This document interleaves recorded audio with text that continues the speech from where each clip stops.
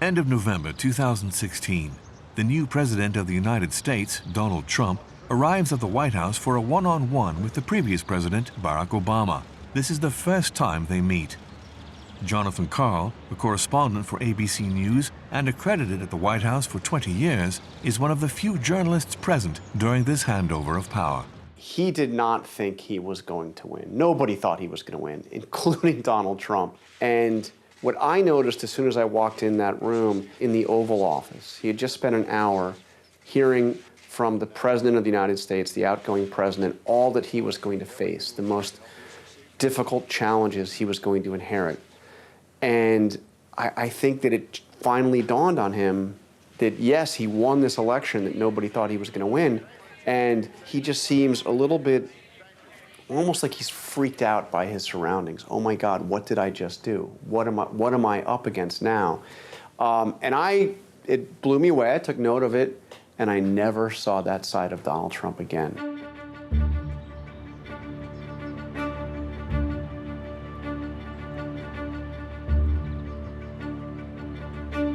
In less than 4 years, the political novice has become a leader with an authoritarian, unpredictable, and provocative style. His strategy, or rather his obsession, deciding alone.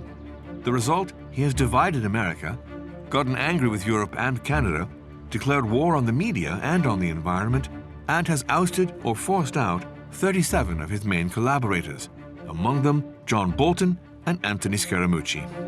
Donald Trump comes in at 11 o'clock in the morning, looks around, says, "What's up for today?" He didn't read the presidential daily brief. It was very hard to communicate information to him, or that he seemed to retain it. He won't read a document or learn about something. He is making the assumption that he knows way more about something than he actually does. The question is, does he function the way a president of the United States needs to function? And the answer is he does not. He is the White House press secretary. He is the White House communications director. He is the chief of staff. He is the national security advisor. He is driving all of this. I think this goes back in part to his view that it's his gut reaction to things that served him well in his business career, at least that was his view, and would serve him well as president. He wants everybody to fall in line around him, but he is searching from time to time for honest opinion. Well, he spends a lot of time on the telephone with friends. The problem here is the president would hear from people who know absolutely nothing about a particular issue. He is not somebody who is the product of his advisors. Donald Trump is Donald Trump.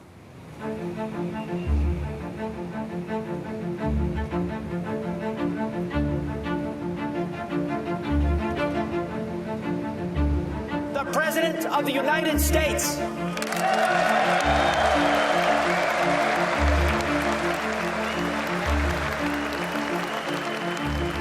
February 4th, 2020, the triumphant Donald Trump turns the traditional State of the Union speech into a campaign speech.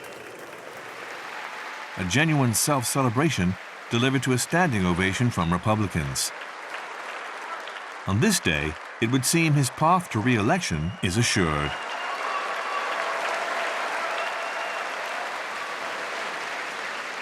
Three years ago, we launched the Great American Comeback. Tonight, I stand before you to share the incredible results. Jobs are booming, incomes are soaring, poverty is plummeting, crime is falling, and my fellow Americans, the best is yet to come. Thank you, God bless you, and God bless America. Thank you very much. Donald Trump knows that tomorrow the Senate will acquit him in his trial, which opened on the 16th of January 2020 for abuse of power and obstruction of Congress. He is accused of pressuring the Ukrainian president into launching an investigation of Joe Biden's son, Biden being, of course, his likely rival for the next presidential election. But the trial turns out to be a painful failure for his adversaries. After he refused to shake her hand, Democratic Chairwoman Nancy Pelosi took a copy of Trump's speech and ripped it to shreds on camera in front of the whole world.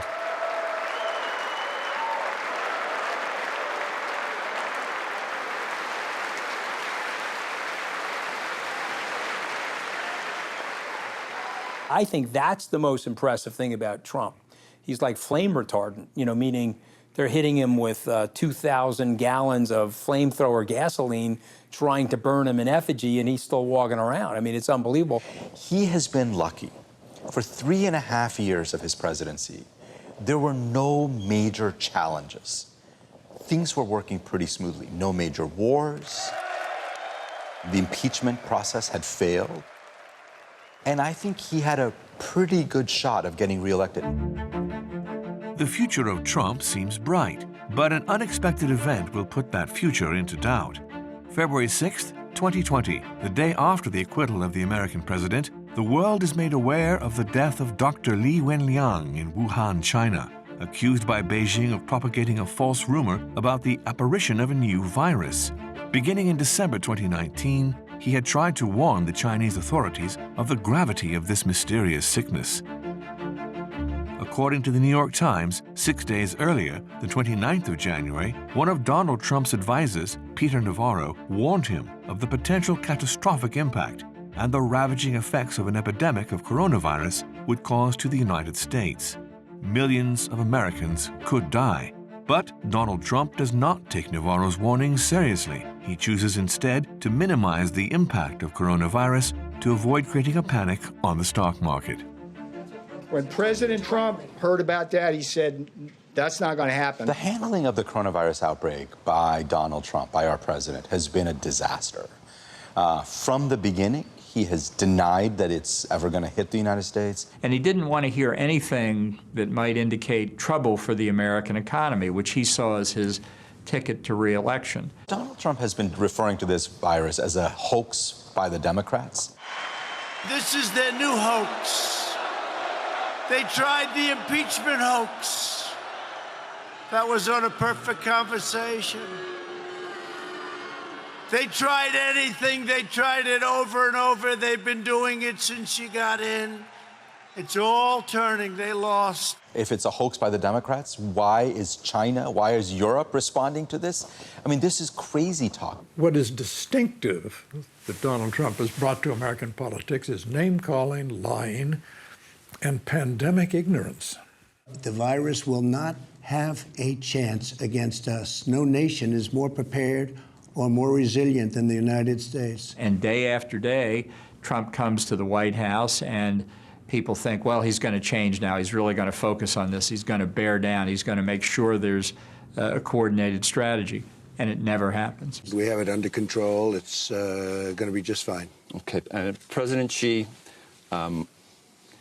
there's just some talk in China that maybe the transparency isn't everything that it's going to be. Do you trust that we're going to know everything we need to know from China? I do. I have a great relationship with President Xi. We just signed probably the biggest deal ever made. He didn't want to hear bad things about Xi Jinping. He didn't want to hear that the Chinese were lying about the extent of the medical consequences. John Bolton was present during the one-on-one between Donald Trump and the Chinese President Xi Jinping at the Osaka summit. Donald Trump had announced, to everyone's surprise, that he was renouncing his plan to impose new taxes at customs for Chinese merchandise imported to the United States. We're in that meeting with Xi Jinping in Osaka. He's going to make sure to have the Chinese buy more agricultural products because that would help him to win the farm state votes. That's what his focus is on. He was clearly asking for a foreign government's help. I'm very confident that's exactly what Trump said.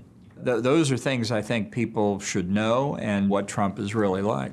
He has been in denial mode, and so he has denied it all through January and February. Then in March, when we could no longer deny the virus was here. Coronavirus causes its first death on American territory, near Seattle. Soon after, a 30-year-old woman dies in New York, giving the impression that the virus is spreading on American soil. At that moment, the entire world is facing an epidemic that will not go away, leading to an overall feeling of losing control. The coronavirus crisis is a good example of the failure of his leadership. If we had a real leader, first of all, he would have paid attention to science. He would have allowed the people who know about infectious disease to control the process, which is sort of obvious, except it's obvious to everyone except Donald Trump. Dr. Fauci, director of the National Institute of Allergy and Infectious Diseases, quickly becomes the face of the fight against coronavirus in the United States. When asked why he remains silent when Donald Trump makes factual mistakes at press conferences, he answers, "I can't jump in front of the microphone and push him down." How much worse we'll get will depend on our ability to do two things: to contain the influx of people who are infected coming from the outside, and the ability to contain and mitigate within our own country. To keep new cases from entering our shores, we will be suspending all travel from Europe to the United States for the next 30 days. March 13th, Trump completely switches sides. Rather than minimizing the importance of the virus, he now positions himself as a war chief, determined to crush this new enemy of America. New actions were taken in our very vigilant effort to combat and ultimately defeat the coronavirus. We've been working very hard on this. We've made tremendous progress. To unleash the full power of the federal government in this effort today, I am officially declaring a national emergency.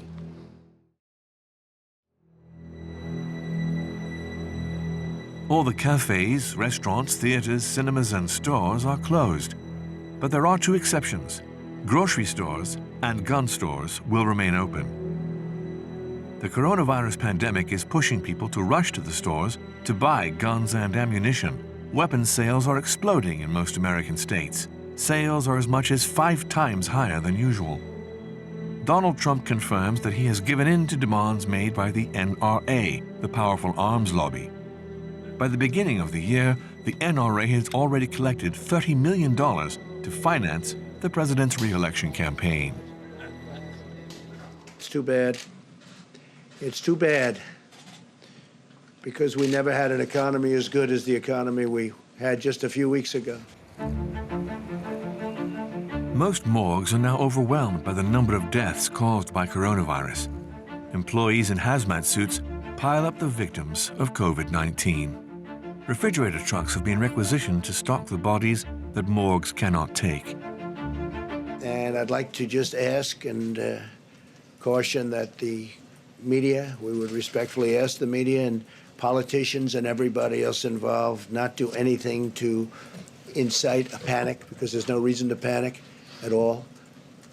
This is something that is being handled professionally. The coronavirus is very much under control in the USA. It's going to disappear. It's like a miracle. It will disappear. March 4th, we have a very small number of people in this country infected. March 10th, we're prepared. We're doing a great job with it. It will go away. Just stay calm. It will go away. What do you say to Americans who believe that you got this wrong? That's why CNN is not trusted anymore. They are not trusted. They are fake news. Remember that. Go ahead. First, we were called fake news, and then Trump, doubled down on it and started referring to the news media in the United States as the enemy of the people. I'm so proud of myself. I didn't call them the fake news media. I didn't call them. I said to myself, I will not today, in front of our great armed forces, call them fake news. We know the real truth, but we won't say it today. You know, the United States of America should not be a place where the president can just start labeling members of the news media as the enemy. You know, he is attacking the credibility of the press, and I just didn't think we should stand for it. Jim Acosta, White House correspondent for CNN, has become a thorn in Donald Trump's side ever since their memorable argument on immigration 2 years prior. The president was repeatedly referring to that caravan as an invasion. We knew it wasn't an invasion, but this was a further indictment of immigrants in this country that the president was making. You know, he was referring to immigrants in all sorts of derogatory ways, in ways that presidents of the United States had not done in the past.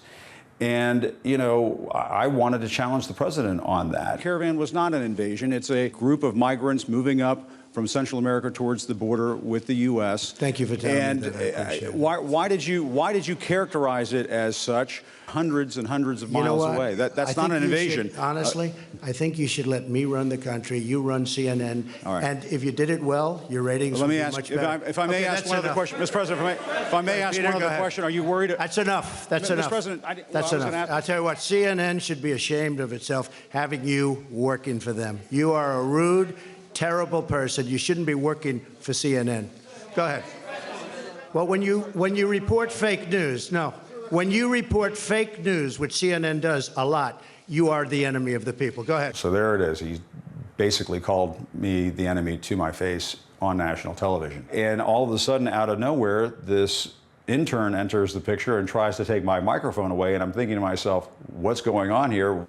So what do you do about that? Do you not ask the question? Do you just let these lies go unchecked? I think Jim Acosta's a very unprofessional man. I think he does this with everybody. He gets paid to do that. You know, he gets paid to burst in. He's a very unprofessional guy. I look at my phone and it says that my press pass has been suspended. When you're in the White House, this is a very sacred place to me. This is a very special place.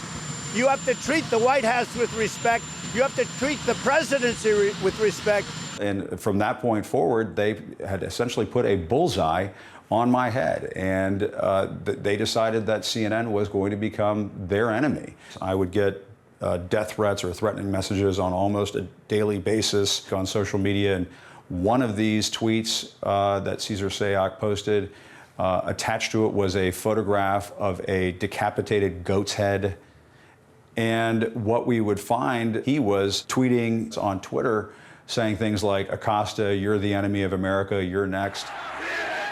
Donald Trump announces on Twitter that every Monday he's going to award the Fake News Awards to the most dishonest and corrupt journalists and news media outlets of the week. Like, what is going on in this country where I'm going to a political rally and I have 4 or 5 bodyguards surrounding me to make sure nobody takes a swing at me or nobody takes a shot at me? There are many people in the press that are unbelievably dishonest. They don't cover stories the way they're supposed to be. They don't even report them in many cases if they're positive. So there's tremendous, I came up with the term fake news. It's a real shame to me that the United States government, that the White House, that the president and his team would be using that kind of rhetoric. The kind of rhetoric that puts a bullseye on our backs, puts people's lives in jeopardy. I have kids, I have a family, other reporters, other journalists, photographers, and so on who are going to these rallies, they have families. Does the President of the United States really understand what he's doing? On fake news CNN,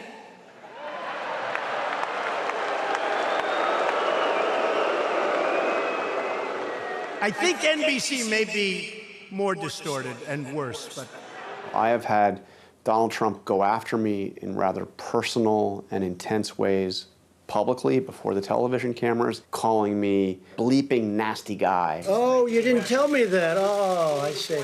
You didn't tell me that, John. Thank you for telling me that. See, there's a typical fake news deal. You asked me when she was appointed. I told you when she was appointed. You're a third-rate reporter, and what you just said is a disgrace, okay?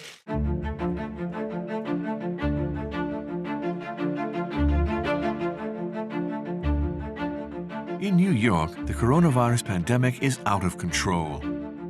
To relieve the overwhelmed morgues, the authorities have decided to bury the unclaimed dead on an island located in the Northeast Bronx. During a surreal press conference, Donald Trump promotes the use of bleach to cure coronavirus. Supposing we hit the body with a tremendous, whether it's ultraviolet or just very powerful light, and I think you said that hasn't been checked, but you're going to test it. And then I said, supposing you brought the light inside the body, which you can do, either through the skin or in some other way. And I think you said you're going to test that, too. Sounds interesting. Right, and then I see the disinfectant, where it knocks it out in a minute, 1 minute. And is there a way we can do something like that by injection inside or almost a cleaning? Because you see it gets on the lungs and it does a tremendous number of the lungs. So it'd be interesting if you could. And maybe you can, maybe you can't. Again, I say maybe you can, maybe you can't. I'm not a doctor. You're going to have to use medical doctors with. But it sounds interesting to me. So we'll see. But the whole concept of the light, the way it kills it in 1 minute, that's pretty powerful. You've got to be careful when you say fairly effective. It was never done in a clinical trial. They compared it to anything. Even a child would know that you don't inject a disinfectant into your body. And the problem with that is that he's the president of the United States. People actually believe him when he says those things. And what we have seen is that there are people who have tried to ingest bleach and have gotten sick or even died. His lack of understanding of medicine or biology was remarkable, even for just a person on the street. Most people understand that how dangerous and absurd what he said was. His staff will say, no, that was just a joke. But the next day, the president will come back and double down and reiterate and say it again. So I don't believe that these things that he says are jokes. I think he takes them seriously. People like Dr. Fauci didn't resign, despite Donald Trump talking about injecting bleach. Dr. Anthony Fauci and the team in shock. They are left with the very difficult choice of whether to stay within this administration and do the best they believe they could do from within. Anthony Fauci is a very respectable guy. Unfortunately, there's some embedded politics to his job, and he's trying to see if he can outlast Trump and all of Trump's insanity. And so, but many people are trying to do that. I mean, what we did was we put somebody very abnormal in a very, very important job. And so what happens is you're sitting there, and I did this. I said, okay, this guy can't be this batshit crazy. I mean, there's no way. I mean, he made it to the presidency. And so you're trying to hyper-normalize him, and you're trying to say, okay, let's gaslight. He says X, Y, Z. Let's tell people he's just kidding, all that nonsense. But he's not kidding. He's actually crazy. 25th Amendment writers never anticipated that we would have a psychopath as president who would have to be removed for psychological reasons. He is fundamentally different from normal human beings. Fundamentally different. He's a psychopath or a sociopath. And in that way, it would be just as accurate to describe him as a predator. Republicans elected the man who was so vividly of bad character on the Access Hollywood tape. Inside this bus, Donald Trump is unwittingly recorded. He does not appear on screen, but his thoughts on women are perfectly audible. The now famous video, "Grab 'em by the Pussy," has gone round the world. This cassette was revealed to the public in October 2016, during the presidential election. I did try and fuck her. She was married. I moved on her like a bitch. It's hot as shit. Yes, the Donald is good.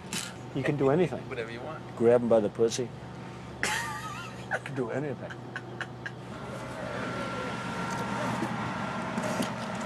Hello, how are you? Hi. Mr. Trump, how nice are seeing you. Pleasure Terrific. to meet you. Throughout his career, Donald Trump has targeted women. The millionaire has never hidden his sexism. You've called women you don't like fat pigs, dogs, slobs, and disgusting animals. Your Twitter account Only has Rosie several... O'Donnell. Well, he is afraid of women.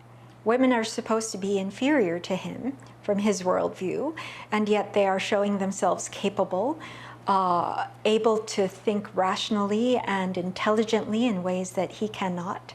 And so the only way that he can avoid this feeling of inferiority is to divert away from those rational discussions by attacking them.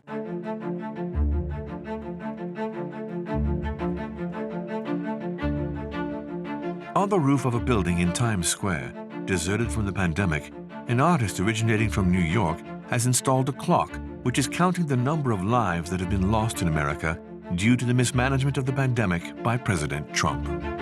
So you're talking about 2.2 million deaths, 2.2 million people from this.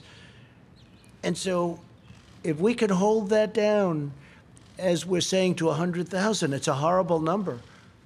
Maybe even less, but to 100,000. So we have between 100 and 200,000. We all together have done a very good job, but 2.2 up to 2.2 million deaths, and maybe even beyond that, I'm feeling very good about what we did last week. Is someone who cares nothing for the well-being or even the life of others, and only for their own benefit. And that's Donald Trump, as he's shown throughout.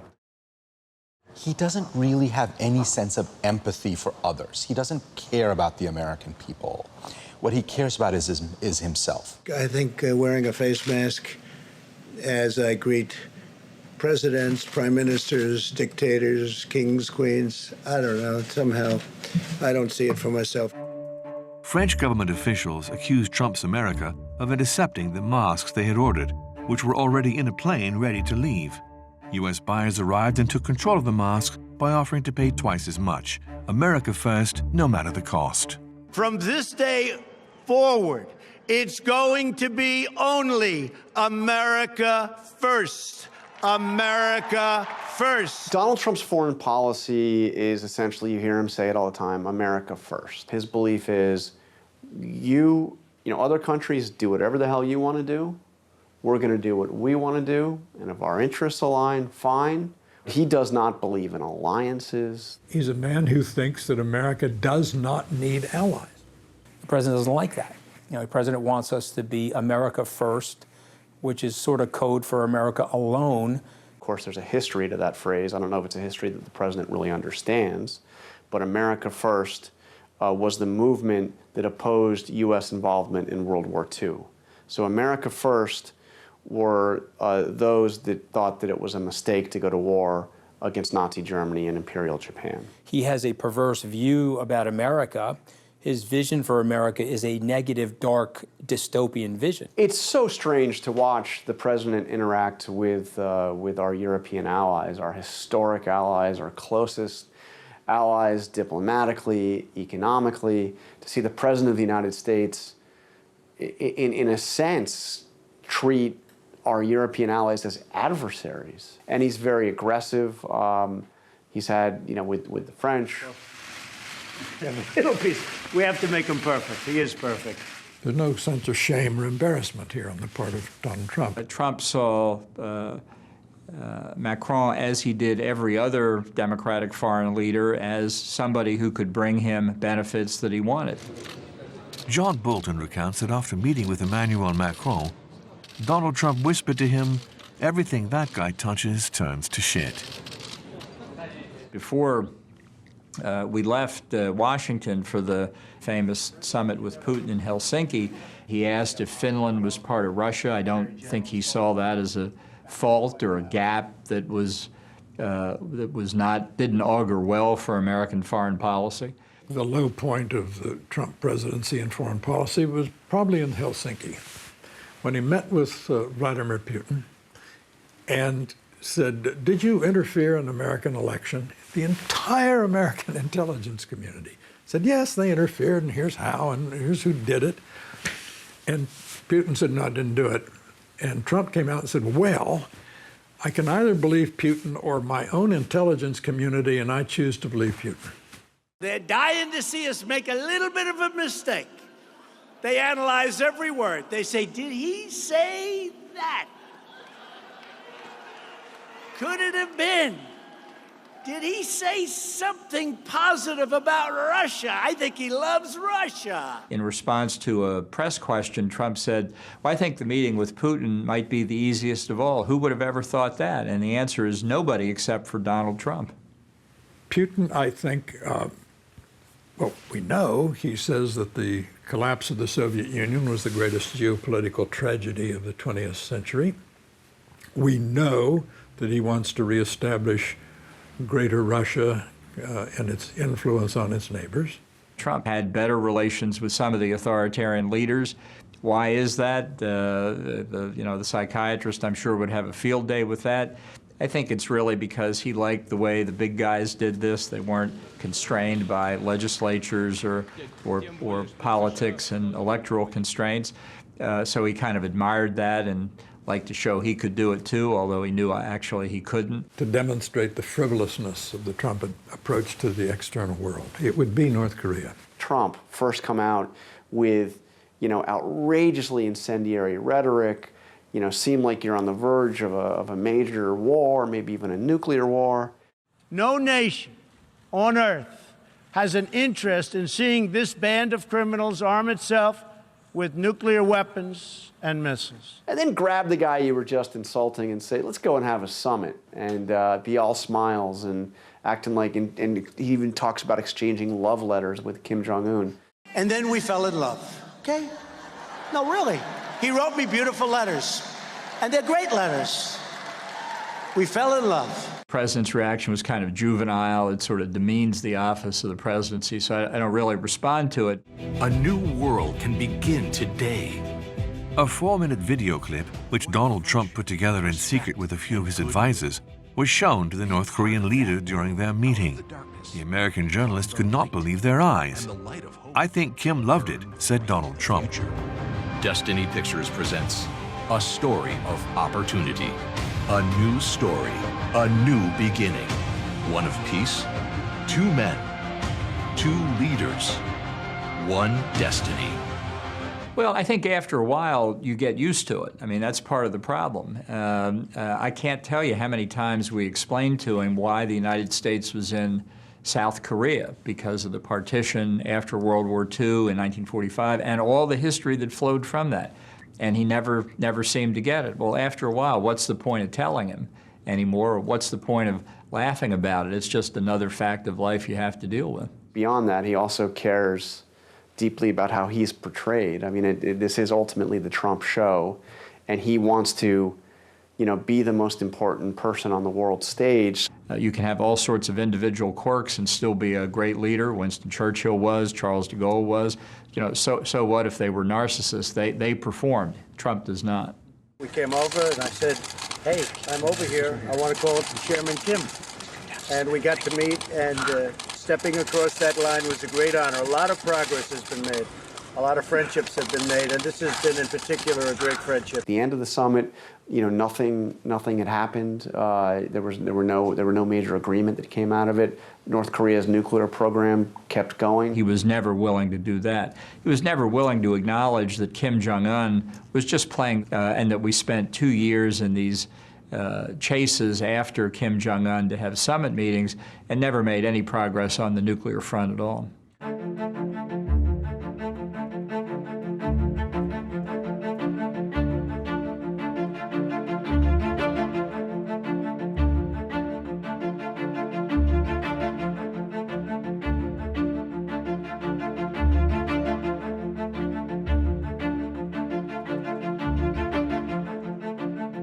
And experts, and they said, "We're going to have to close the country." I said, "We've never closed the country before. This never happened before. You're saying," I said, "Are you serious about this? We are going to take this country that's fully employed, where we have 160 million people working, and you're telling me we have to close it? And people are going to go out of business, and they're going to go bankrupt, and they're not going to have jobs? What are we talking about here?" How long did it take you to accept that new reality? Well, I accept you're going to lose more people by putting a country into a massive recession or depression. You're going to lose people. You're going to have suicides by the thousands. Trump is also fighting against multiple governors, including the New York governor, who had the last say by confining the city. The inhabitants of New York, used to the traffic jams and crowds, adapt to this new reality of empty streets, closed schools, and shuttered windows.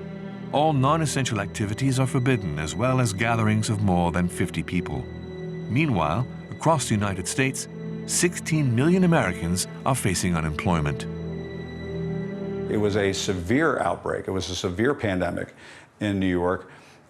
They closed things down, and they bent that curve. They flattened that curve. The President of the United States has the authority to do what the President has the authority to do, which is very powerful. Has any governor agreed that you have the authority to decide when their state... I haven't asked anybody, because I don't, you know why? Because I don't have to. I think there are certain people that would like it to do financially poorly because they think that would be very good as far as defeating me at the polls. The president encourages protests against Democrat governors. He asks his supporters to free their states from the confinement decided on by local authorities. Why are you acting like an imbecile? Like, why are you doing these bullying tweet storms? In 3 years, Donald Trump has sent 11,000 tweets. He's followed by 33 million web users. The majority of his tweets are attacks on his opponents or on the investigations involving him.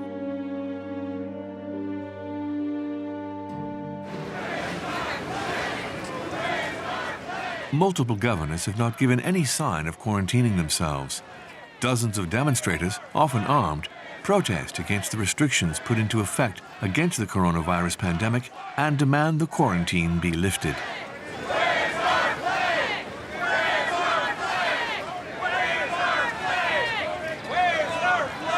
In multiple states, among them Florida, no measures are taken. People are shoulder to shoulder in parks, and the beaches are overrun. We have a problem. Now, the next couple of weeks are going to be critical in our ability to address those surgings that we're seeing in Florida, in Texas, in Arizona, and in other states. The refiner of silver. Tony Spell is an evangelical pastor from the Life Tabernacle Church, located in Baton Rouge, Louisiana. He defied the gathering restrictions by organizing a function in his church. You don't close an entire nation down to keep a virus from spreading. It was an error. Donald Trump should have never listened to the doctors, and he should not have listened to the science. What is the science? No one in my church has died of the virus. We have 9,800 members. The United States has between 50 and 80 million evangelical Protestants, around 25% of the population. 80% of them voted for Trump. People here from across the nation came in because we're the only Easter Sunday service between here and California that they could find open. So God bless America.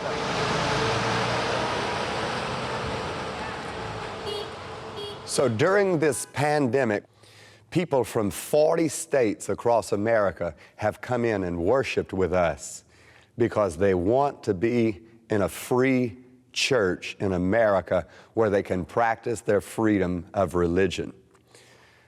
People have joined our church from other churches that have closed because they're attracted to faith over fear. And we go to their homes, we pick them up, bring them to church, and then we have a service. For the Christian, it's time to go back to the pews. It's time to go back to the pulpit.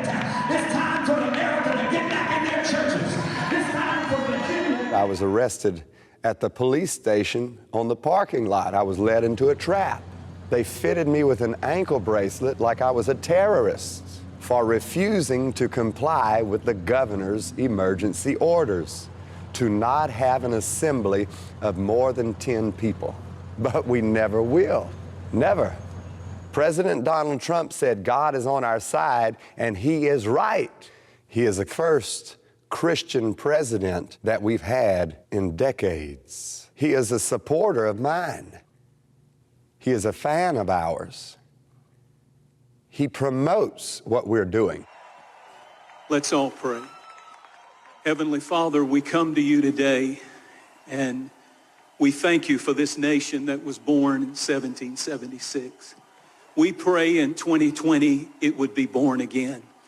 And we humbly ask you to bless our nation and to bless our President, Donald Trump. It needed a fighter and a champion for freedom. And Lord, that's exactly what we have. I thank you, Lord, that he doesn't claim to be perfect, but he is passionate.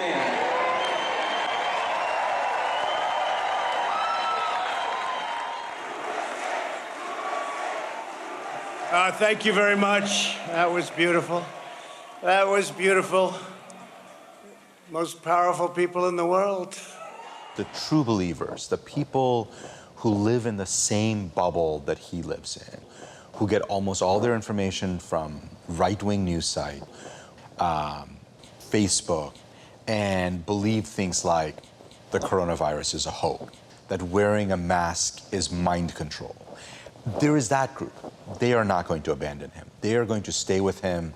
If he loses the election, they will believe that it was a fake election. They will not abandon him. He's the first president to have a spiritual advisor and an evangelical in the White House. Mike Pence is a godly man. Thank you, Mr. President. Again, Mike Pence, vice president and fundamental Christian, was chosen by Donald Trump mainly because he wanted a conservative and religious figure to reassure those voters. But at your direction, we are going... Father, you have given us a gift, President Donald Trump, who wants to bring healing to this country. And we know we have a president who wants to make America good. Amen. Amen. Beautiful. Thank you, Thank you so much. The Bible says that Jerusalem should be the headquarters of the nation of Israel. So Donald Trump fulfilled biblical prophecy in moving that. So the Christians of America said this needs to be done. Do you want to be blessed? Do you want to have favor? Yes, I do. Then move the embassy to Jerusalem. And then the State Department said, no, you'll disrupt things. And Donald Trump, who's a disruptor, so I don't care, and he went ahead and did it. And we moved the capital of Israel to Jerusalem. That's for the evangelicals. You know, it's amazing with that. The evangelicals are more excited about that than Jewish people. And he listened. He is a wise president. All of the embassies in Israel, including the U.S. Embassy, are located in Tel Aviv, since no country has recognized Jerusalem as the Hebrew capital since its annexation after the war in 1967. Its relocation created something of an explosion in the region. He saw the entire approach to Israel as almost a reelection strategy. Some of his core supporters, including people like Sheldon Adelstein, were, hardcore pro-Israel, and he gave them staunchest supporters in the United States something that no other president would, which was, moving the U.S. Embassy to Jerusalem, basically giving the Israelis a green light on their annexation on the West Bank. This is an extraordinary voyage. President Trump, Donald, I'm honored to be here today. Thank you. Bibi Netanyahu has not survived as long as he has. He's had a kind of support that no Israeli leader has had since 1948. And I think that he had this notion in his head that he would have loved a moment on the world stage where he was, crafting the ultimate deal, peace between the Israelis and the Palestinians.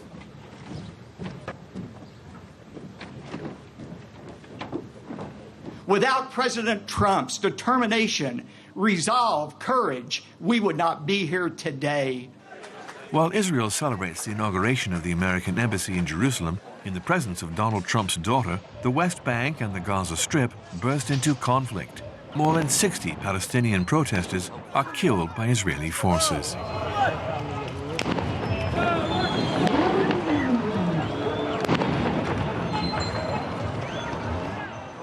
Taking word for word the declarations of the Israeli Prime Minister Benjamin Netanyahu about the danger it represents, Donald Trump distances himself from the international Iran nuclear deal. According to an Israeli journalist, the American president has adopted the Netanyahu doctrine and made it official American policy. Today I am announcing our strategy, along with several major steps we are taking to confront the Iranian regime's hostile actions and to ensure that Iran never, and I mean never, acquires a nuclear weapon. The Ayatollahs have never made a strategic decision to give up nuclear weapons, and they never will voluntarily. So if you want to remove this threat to peace and security in the Middle East, and not just the nuclear threat, support of terrorism, conventional military activity in Iraq and Syria, around the region, that regime needs to be removed, and yet he was never willing to do that. The United States military successfully executed a flawless precision strike that killed the #1 terrorist anywhere in the world, Qasem Soleimani. The Iranian general Qasem Soleimani, a charismatic and popular figure in Iran, was an Iranian major general in the Islamic Revolutionary Guard Corps, the ideological army of the Islamic State. Israel was surely warned of the American raid. 2 days earlier in Washington, the Secretary of State had phoned Netanyahu to inform him of an important action against Iran. The killing of General Soleimani, that was probably, could have been a bridge too far, and that could have led to an accidental war. And thank God, cooler heads prevailed. So that's an example where a decision by him, supported by some people but not supported by others, could have tripped us into a warlike situation. For someone like that to hold the nuclear codes of the United States, to be the most powerful man in the world, is, of course, very scary. For example, he'll start a war in the South China Sea with China, or he'll start a war with Iran, or something else. And then he will claim, as Hitler did, now you must rally behind me because we are under attack as a people. I don't think he can sit there in a map room and say, okay, generals, how's it going? This is a country I want to go to war with. Tomorrow I'm going to use the War Powers Act, and I'm going to declare a war or a military intervention in that country. Let's go. I think a lot of people say, let's hold our horses on something like that.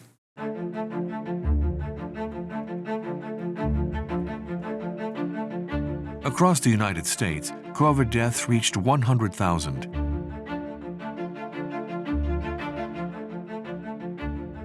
Students from the New York Theater Workshop have symbolically placed body bags in front of the Trump Tower with inscriptions such as, "Trump lies, people die."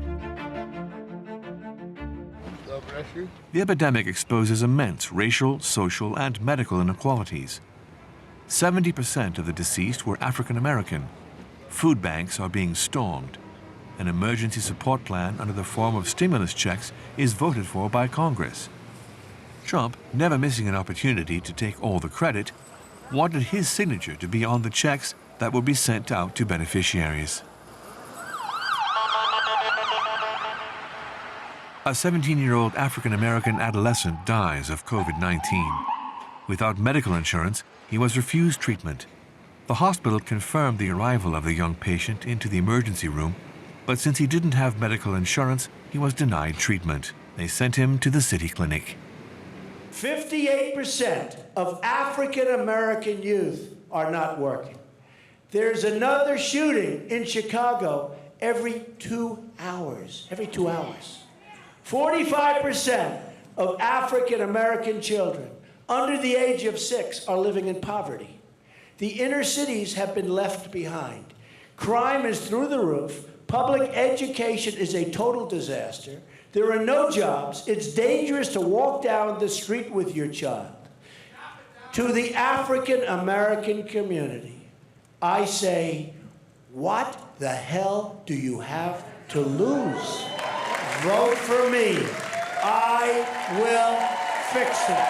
I will fight for you harder than anyone has ever fought for you before.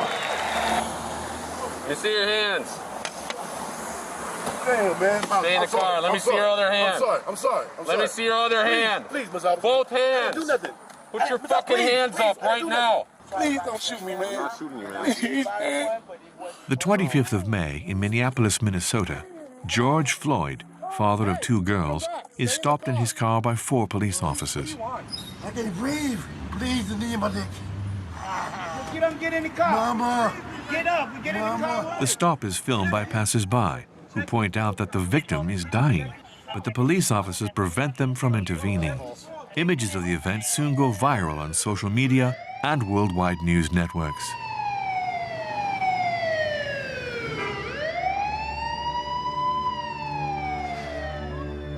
Protests and riots against racism and police violence explode in Minneapolis and then in the rest of the country over the next few days.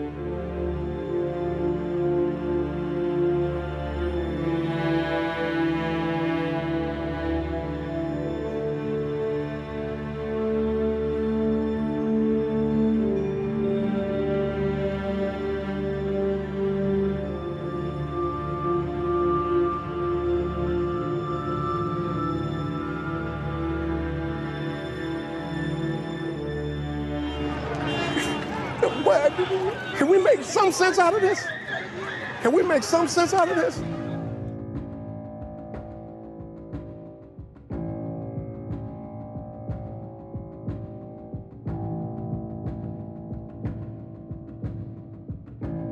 Since George Floyd's death, mural paintings have flourished in the neighborhood where he lived, which is transformed into a place of pilgrimage.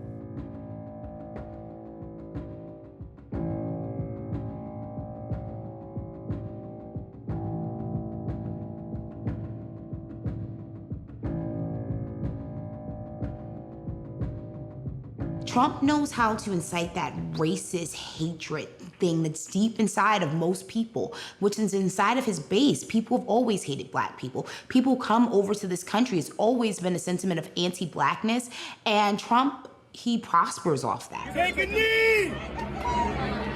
Yeah!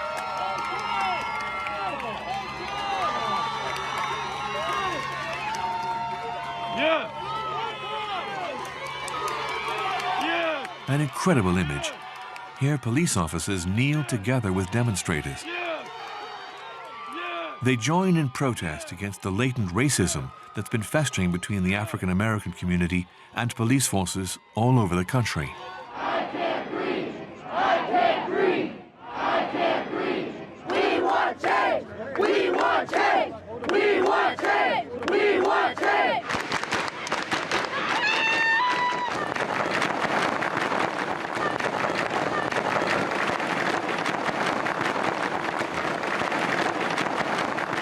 George Floyd's death ignites every American city. Hundreds of people are gathered in front of the White House. Out of urgency, fortified walls have been put up around the presidential residence. Donald Trump flees from his office and is made to hide in a bunker for over an hour, a bunker that was created in the event of a terrorist act. President Trump asks for the exterior lights of his residence to be turned off, while the protests against racism and police brutality rage on. What happened in this city last night was a total disgrace. I am dispatching thousands and thousands of heavily armed soldiers to stop the rioting, looting, vandalism, assaults, and the wanton destruction of property. It just shows his total disregard for American people to unleash the army, our military forces, into American streets. It's an occupation. It seems like we're heading towards a dictatorship. In 2 weeks, the fortunes of American millionaires increased by nearly 10%, which equates roughly to a $300 billion gain. In the same period of time, 22 million Americans declare themselves unemployed. 1 in 6 African American workers lose their jobs.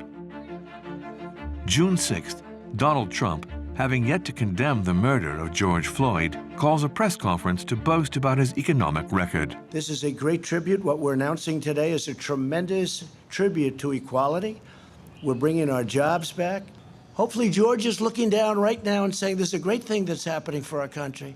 This is a great day for him. It's a great day for everybody. This is a great day for everybody. This is a great, great day.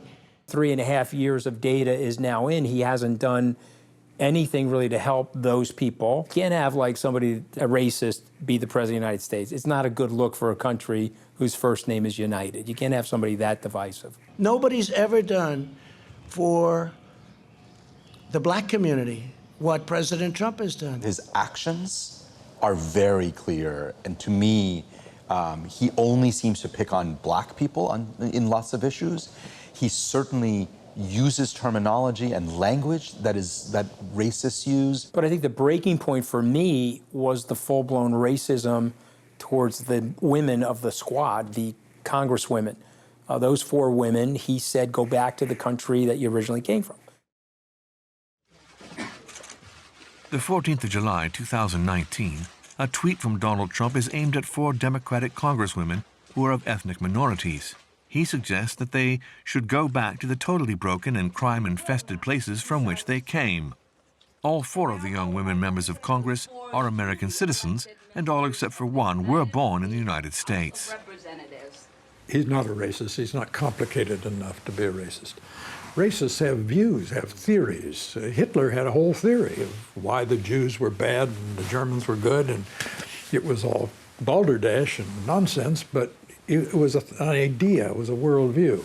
If you think that any of this is based on philosophical or more abstract thinking on Trump's part, I think you're giving him too much credit. In Portland, law enforcement officers with no identification or insignias leap out of unmarked vehicles dressed in brand new khaki uniforms. These officers have gridlocked the city. without authorization from the local authorities and are brutally and forcibly scattering Black Lives Matter activists. These men take their orders straight from Washington, from Donald Trump.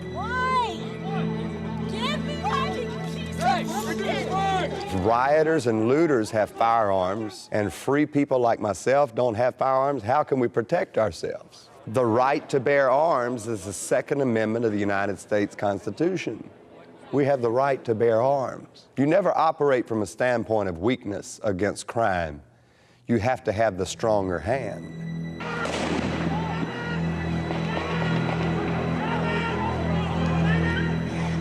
The city of Kenosha in Wisconsin is shaken by angry protests after police shoot young African-American Jacob Blake.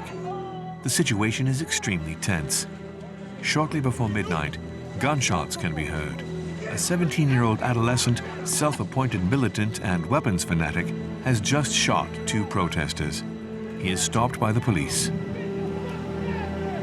With Kenosha, Donald Trump, he should have denounced the shooter. He's absolutely empowered white supremacists. Donald Trump is looking like the Grand Master of the Ku Klux Klan. He empowers them. I believe a civil war would be entirely conceivable. I think we need to prepare for that. Pandemic is not the worst scenario with this presidency. The worst is still yet to come. There has been a whiff of fascism in the air here in the United States. It is a path to darkness. We were witnessing the dawn of an ultra-nationalist movement. Political rhetoric that is just unusual to the average American has become commonplace and normalized. You are pulling the wool over your own eyes. You're turning a blind eye to things if you don't recognize what we're witnessing, what we're seeing with our own eyes. This is not America. This is not what America was supposed to be. It's not what it says in our doctrines. What we've witnessed over the last 4 years is we've seen nastiness and cruelty sanitized and normalized in this country. You know, for some reason, it's become okay for some Americans to see little Latin American children locked up in cages down on the border. 1 month after his election, Donald Trump had started the construction of a wall separating the United States and Mexico along a border that spans more than 3,000 kilometers. It was one of his election promises. When Mexico sends its people, they're not sending their best. They're not sending you. They're not sending you. They're sending people that have lots of problems, and they're bringing those problems with us. They're bringing drugs. They're bringing crime. They're rapists. Thousands of immigrants who attempt to illegally enter the United States are stopped and held in detention centers. Trump applies a zero-tolerance policy. 2,000 children, all underage, are separated from their parents.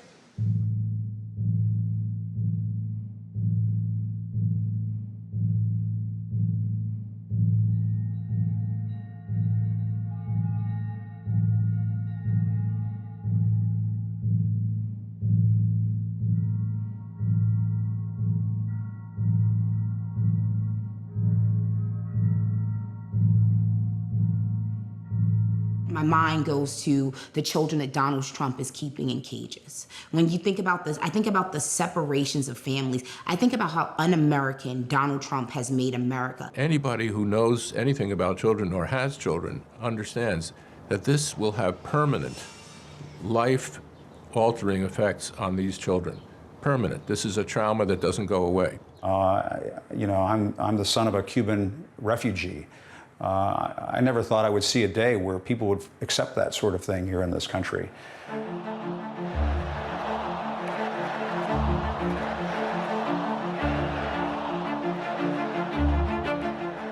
As multiple states implement a new confinement policy, Donald Trump, now campaigning, claims to have discovered the main reason for all the aggravation and the rise in coronavirus cases. When you do testing to that extent, you're going to find more people, you're going to find more cases. So I said to my people, slow the testing down, please. Donald Trump predicts a massive crowd for his first meeting since the beginning of the coronavirus pandemic. But the event ends up having an audience of 6,000 people in a room set up for 20,000. Curiously, for this meeting, Donald Trump chooses to play music from the film Titanic. Joe Biden is not the leader of his party. Joe Biden is a helpless puppet of the radical left.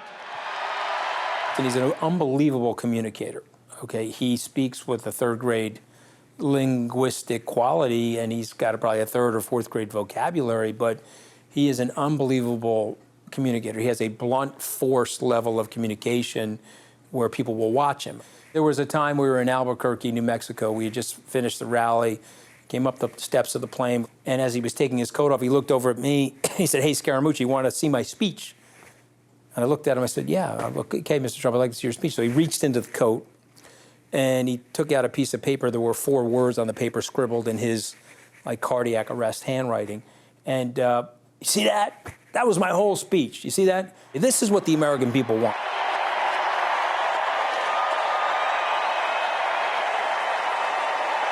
Don't you understand, you dumb son of a bitch? Don't you understand? You know, when God was producing Donald Trump and they were going down the buffet table to pick up the different genes, they left out the shame genes, man. There's no shame in this guy's game. Trumpism is a desperate appeal to get an ever larger portion of an ever smaller portion of the American electorate. White, non-college educated, intellectually and economically downscale voters. And they are a smaller and smaller portion of our country.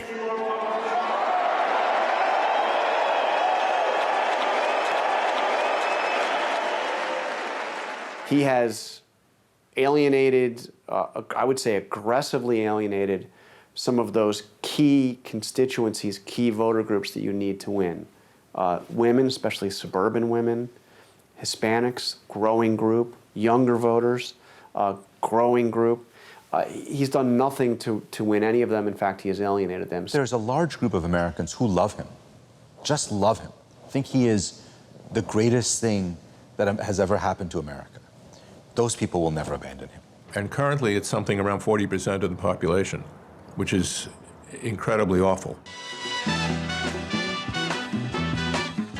Joe Biden, the Democratic candidate who will be facing Trump next November, chooses Kamala Harris as his running mate.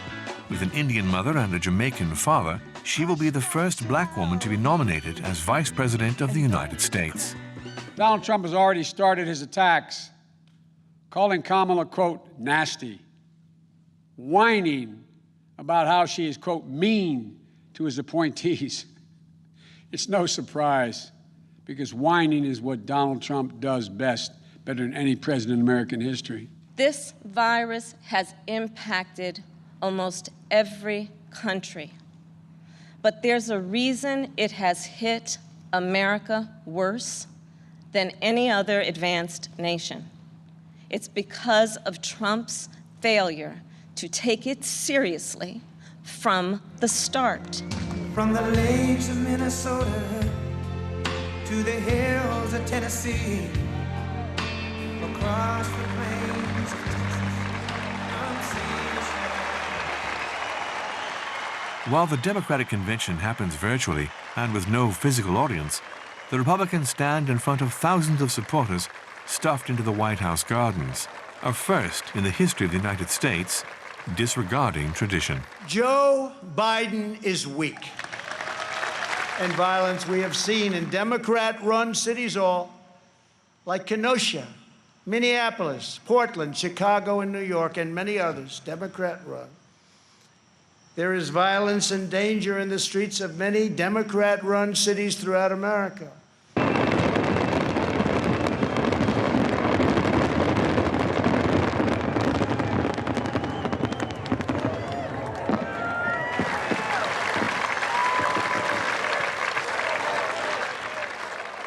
Well, nothing lasts in life, even the bad things. But 8 years of this president, particularly an unhinged, reelected Donald Trump, who would feel validated not only in his policies, but in his manner.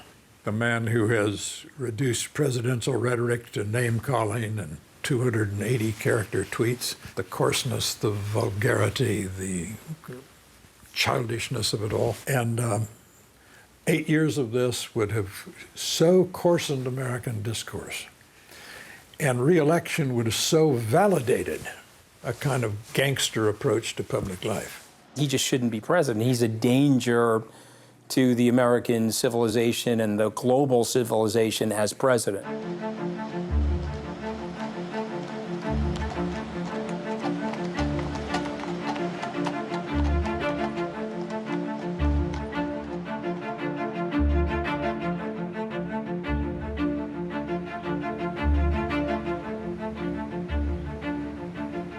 I think he has done major, probably permanent damage to the country, or damage that will at least last a long time. Rebuilding that is going to be the work of a generation. It's amazing the damage you can do in 4 years that will take 4 times 4 to correct. Okay, this guy shouldn't be president. We've got 3.5 years of data. He's Looney Tunes. Let's find him a different job, but president is not the right job for him. A lot of people who should vote Republican either will stay home or vote for Biden or vote for somebody else, not because they've changed philosophically, but because they see Trump as a failed president. We have to stop him. And so, listen, I mean, I hope we can. I mean, it's going to be a close election. I think he will make it psychologically inevitable that he will be reelected, no matter the means. Manipulating people's fears, put them in such chaos. In the best possible world, we would all learn from this, and we would never allow someone like Donald Trump to be elected again. We'll see what happens. Are you a good loser? I'm not a good loser. I don't like to lose. Are you suggesting that you might not accept the results of the election? I have to see. Look, I have to see. No, I'm not going to just say yes. I'm not going to say no, and I didn't last time either. There is the real potential that if he loses re-election, that he will declare the results illegitimate. Because he'll still be president the day after the election. And the president has a lot of power. Greatest comfort to me about the theory that Trump wants to take full power is that whether you're a fascist or a communist or a totalitarian of any stripe, it's because you have an idea what you want to do with the power once you get it. I don't think that enters into his calculation. What's stopping him from referring to fake election results and just not leaving the White House? We haven't been through a situation like that in this country.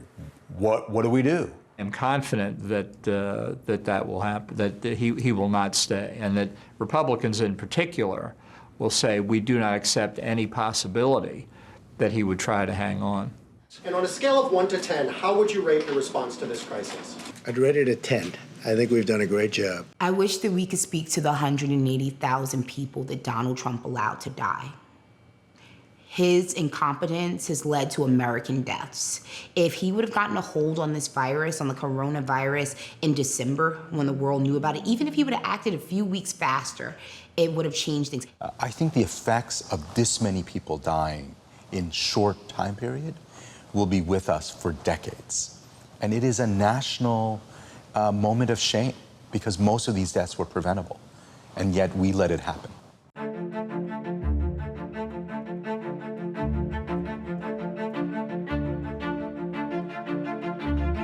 October 2nd, 2020, Donald Trump is tested and declared positive for coronavirus. When we saw those images of the president and he's getting off of Marine One on the south lawn of the White House, hand looking defeated, to me that was a sneak preview of coming attractions. That may be what he looks like on election night.